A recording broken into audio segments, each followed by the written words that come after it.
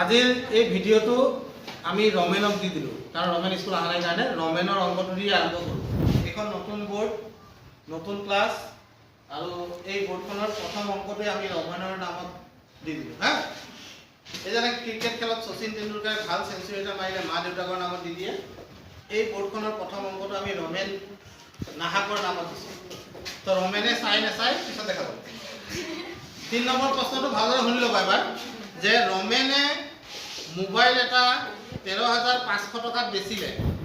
তাৰ মানে ৰমেনে মোবাইলটো বিক্ৰী কৰিছে, অৰ্থাৎ দিয়া আছে বিক্ৰী দাম বা বেচা দাম বুলি ক'ব পাৰা।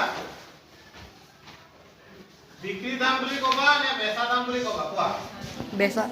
বেচা দাম একে হ'ব। মই বেচা দাম বুলি লিখো, তেতিয়া এই পৰ্যায়ক্ৰমটো নাহে ন।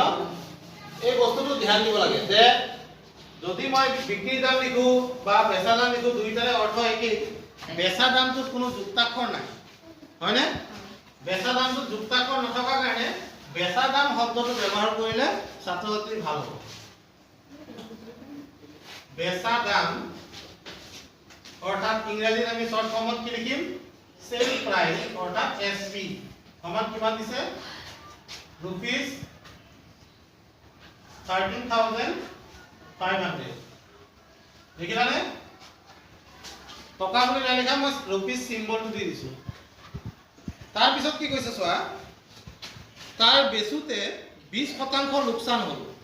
তাৰ মানে লোকচানৰ শতকৰা হাৰ 100 টকাত 20 টকাকে লছ কৰিছে, লোকচান হৈছে। গতিকে লোকচান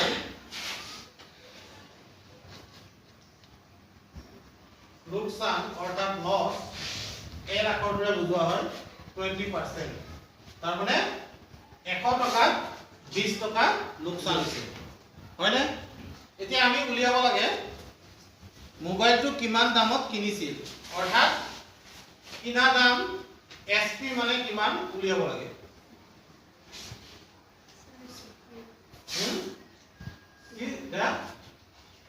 সিপি ন, এসপি বুলি কৈ দিছিলো ন মই, কোনটো কৈছা? কিনা দামক কি বুলি কয়? সিপি অৰ্থাৎ কষ্ট প্ৰাইস। আমি ইয়াত কষ্ট বুজাব দিম দি দিম। তো আমি জানো যে we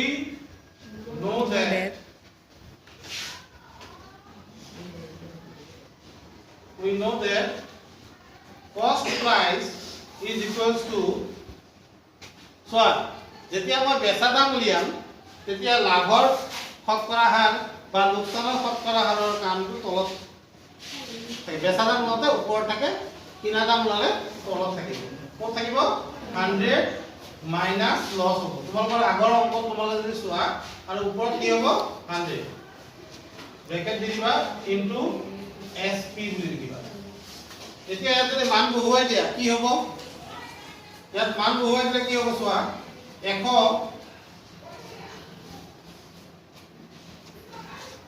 ইয়াত আনডাল বেকা হৈ গ'ল, এইটো ঠিক কৰিব লাগিব।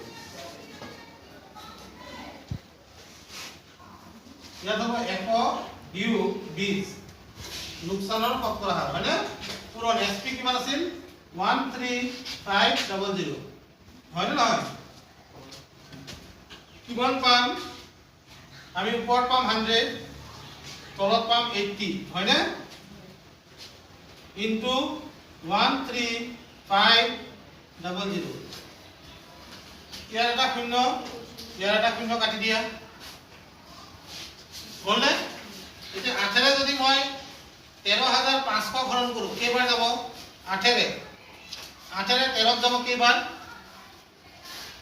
8 গুণ 8, 13ৰ 8 গ'ল, থাকিল কিমান? 5, 5 10 5 কিমান? 55, 8 কেইবাৰ যাব? 6 বাৰ, 8 6 গুণ 48, 55ৰ পৰা কিমান গ'ল? 48 গ'ল, কিমান থাকিব? 7, 7 আৰু 0 70 হ'ল। 8 কেইবাৰ যাব? 8 যাব 8 বাৰ, কিমান পালো? 8 8 গুণ 64, 70ৰ পৰা 64 গ'লে 6 থাকিব। 60 60 60 কেইবাৰ যাব? 60 7 বাৰ যাব।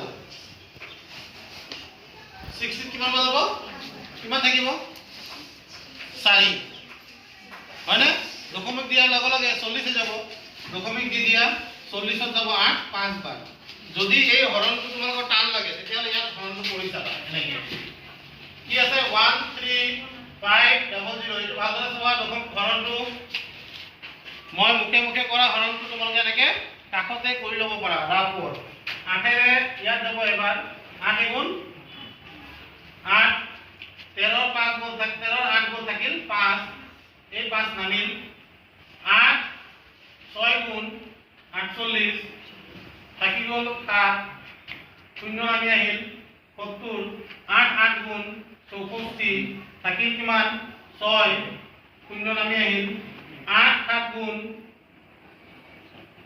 56 থাকি গ'ল 4 যেহেতু নমাবলৈ কোনো অঙ্ক নাই গতিকে দশমিক দিয়াৰ লগে এই হ'ব 40 8 5 গুণ 40 হৈ গ'ল হৰণটো মই কৰাৰ লগত মিলিছে এতিয়া চোৱা এই 10 ৰ লগত যেতিয়া এই সংখ্যাটো পূৰণ কৰিম ইয়াত চোৱা এটা দশমিক স্থান আছে না এই দশমিক স্থানটো নোহোৱা হৈ যাব কি হ'ব 1 6 8 7 কি হ'ব 5 টকা টকাটো মই তাত সিম্বল দিয়া নাই গতিকে ইয়াত লিখি দিছো অৰ্থাৎ তোমাৰ কিনা মূল্য বা ক্ৰয় মূল্য কিমান পালো 16875 টকা এতিয়া ৰমেনে আমাৰ ৰমেনে মোবাইলটো কিনিছিল 16875 টকা কেইদিনমান চলালে গেম খেলি খেলি বেয়া কৰি পেলালে আৰু কৰি কম দামত বিক্ৰী কৰিলে 20% লোকচানত বিক্ৰী কৰিলে ৰমেনৰ লছ হোৱা নাই আচলতে ৰমেনৰ লছৰ জেগাত দেউতাকৰে লছ হ'ল পইচা কেইটা হয়নে অংকটো ৰমেনৰ লছ ওলাব বিচাৰি ৰমেনৰ লছ লৈছে